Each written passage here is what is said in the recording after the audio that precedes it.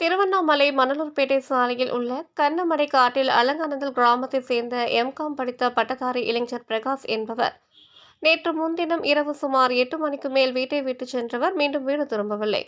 வனத்துறையினர் பிரகாஷின் குடும்பத்தினருக்கு தகவல் அளித்ததாகவும் அவர்கள் வருவதற்குள் தச்சம்பட்டு போலீசார் பிரகாஷின் உடலை கைப்பற்றி பிரேத பரிசோதனைக்காக திருவண்ணாமலை அரசு மருத்துவக் கல்லூரி மருத்துவமனைக்கு அனுப்பி வைத்ததாகவும் இதன் அடிப்படையில் பிரகாஷின் தந்தை ராமச்சந்திரன் கொடுத்த புகாரின் அடிப்படையில் எஃப்ஐஆரை போலீசார் பதிவு செய்து வழக்கு பதிவு செய்துள்ளனர்.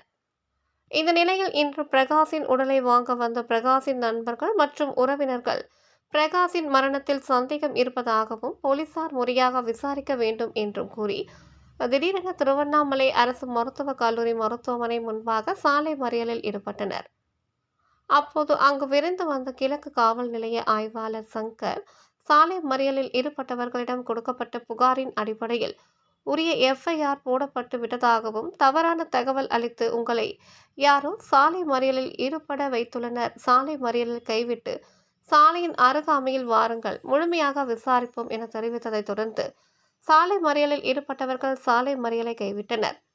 முதலில் புகாரை கொடுக்கவில்லை என்று சொன்னவர்கள் பின்னர் புகார் கொடுத்ததை ஒத்துக்கொண்டனர்.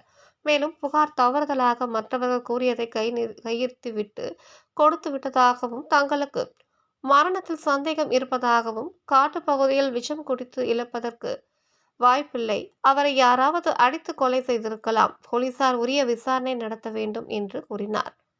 அதற்கு காவல் ஆய்வாளர் சங்கர் போடப்பட்ட எஃப்ஐஆரை திருத்த முடியாது, கூடுதலாக மனு கொடுங்கள், அதன் மீது உரிய விசாரணை செய்து நடவடிக்கை எடுக்கப்படும் என தெரிவித்தார். மேலும் பிரகாஷ் ஒரு பெண்ணை காதலித்ததாகவும் 3 மாதத்திற்கு முன்பு பிரகாஷின் பெற்றோர்களின் கவனத்திற்கு வந்ததாகவும் பெற்றோர்களும் அதற்கு இசைவு தெரிவித்த நிலையில் பிரகாஷ் தற்கொலை செய்து கொள்ள வாய்ப்பு இல்லை என்றும் பிரகாஷ் காதலித்த பெண்ணை அதே கிராமத்தை சேர்ந்த மற்றொரு வாலிபர் காதலித்ததாகவும் பிரகாஷுக்கு அந்த வாலிபர் கொலை மிரட்டல் விடுத்திருந்ததாகவும் காவல் ஆய்வாளர் சங்கர் முன்னிலையில் பிரகாஷின் உறவினர்கள் குற்றச்சாட்டை முன்வைத்தனர். மனுவாக எழுதி கொடுங்கள், விசாரணை மேற்கொள்ளப்படும், பிரகாஷின் மரணம் தற்கொலையா கொலையா என்பது பிரேத பரிசோதனை அறிக்கையில் தெரிந்துவிடும் என தெரிவித்தார். அதன் பின்னர் பிரகாஷின் உடலை பிரகாஷின் உறவினர்கள் வாங்கிச் சென்றனர். தீபமலையார் செய்திகளுக்காக தலைமை ஆசிரியர் வி மூர்த்தியுடன் செய்தி வாசிப்பாளர் வித்யா.